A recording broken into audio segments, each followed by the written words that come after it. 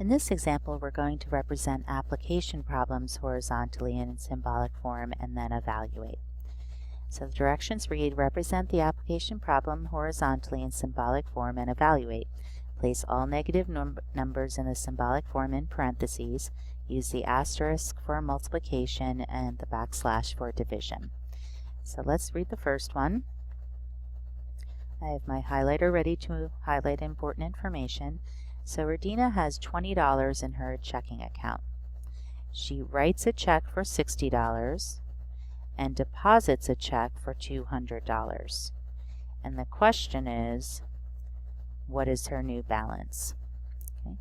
So first, we want to write a symbolic expression that represents this problem.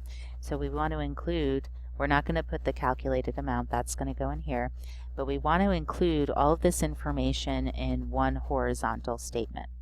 Okay, so you may think of this as, well, she had 20, she wrote a check, so that's subtracting, that would be negative 40, and then she made a deposit, negative 40 plus 200 is 160.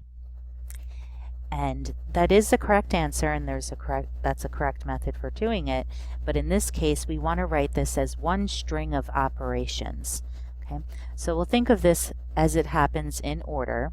So she started with $20, then she wrote a check for $60, so when you write a check that subtracts 60, and then she deposited a check for $200, so that adds $200. So basically, this one expression expresses both of these processes of writing the check and making the deposit. So that is our expression, 20 minus 60 plus 200. Okay. And we already calculated her amount over here. Okay. Notice 20 minus 60, that would give us the negative 40. Add that result of 200 is $160. Let's look at the next one. Salma received $400 from her family for her birthday. She shared her birthday money with her siblings, dividing it into 2 equal shares. Well, that was nice of her. Okay.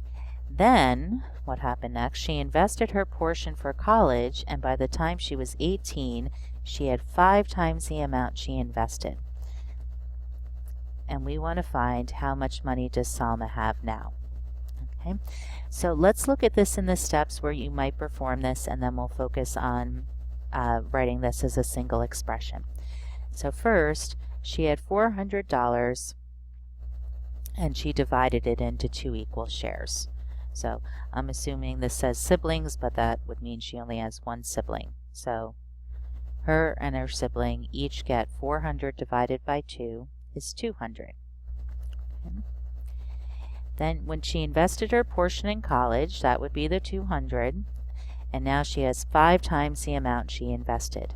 So take the 200 and we would multiply that by 5. Well, 200 times 5 is 1,000. So this is the string of steps that happen, but we want to write this in one horizontal string. So this would be, start with the $400, divide it by 2, and then multiply the result by 5. So this expresses these 2 processes in one expression. Okay, then we found the calculated amount is $1,000. We're going to look at the next slide. There's 2 more problems.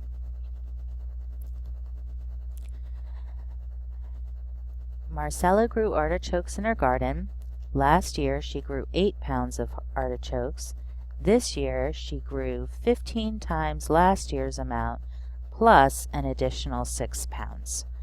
And then the question asks, how many pounds of artichokes did she grow this year? Okay. So again, let's think of this step by step, and then we're going to convert it into a single expression. Okay. So last year she had 8 pounds. This year she grew 15 times the amount of last year's. So let's see what that is. 8 times 15, which would be 80 and 30, which is 110. Then it says plus an additional 6 pounds. So we would take the previous amount and add 6. Okay. So this is how you can evaluate this expression in 2 steps and find her resulting amount. Okay. Now, how would we write this as a single expression? Okay, and this is going to be really important for algebra. You may think, well, if I could do it this way, why do I have to write it in 1 step? And in algebra, you won't be able to compute everything because you're going to have unknowns, so you're going to need to know how to do this when you have variables or letters in there. So basically what we did is we took 8, we multiplied it by 15, and then we added on 6. Okay. So this is the expression that represents those 2 operations in 1 expression. Okay, last one. Tessie was traveling home for the holidays. Her plane was at an altitude of 31,000 feet. The plane descended 1,000 feet. 20 minutes later, it ascended 2 times the amount it had descended. Okay, now here comes our question. At this point, what was the altitude of the plane? Okay, so let's think about this in steps. So our first step, it was at 31,000, so that's our starting point. And it descended 1,000 feet, so we would subtract 1,000. So at that point, it was at 30,000. Now, 20 minutes later, it ascended 2 times the amount it had descended. Well, okay, so we need to find first, kind of a sub-goal, 2 times the amount it had descended. Well, 2 times the descended amount is 2,000, okay? And it said that's how much it ascended, so ascended means gone back up. So now we have to take the 2,000 and add that to our previous amount. 3,000 plus 2,000 is 32,000. Okay. So that would be the height of the plane. Okay, so 32,000 feet at the end of this process. So we kind of had this sub-step of adding here, so let's see how we can represent this. So we had 31,000, we subtracted 1,000, and then we added 2,000, but that was a result of an operation, and we want to write that step. And that operation was 2 times the previous amount of 1,000. So plus 2 times 1,000. So this expression shows us all the processes that we did. We had the starting amount, you subtract 1,000. Then, since we have the order of operations, multiplication comes first. We don't need parentheses here.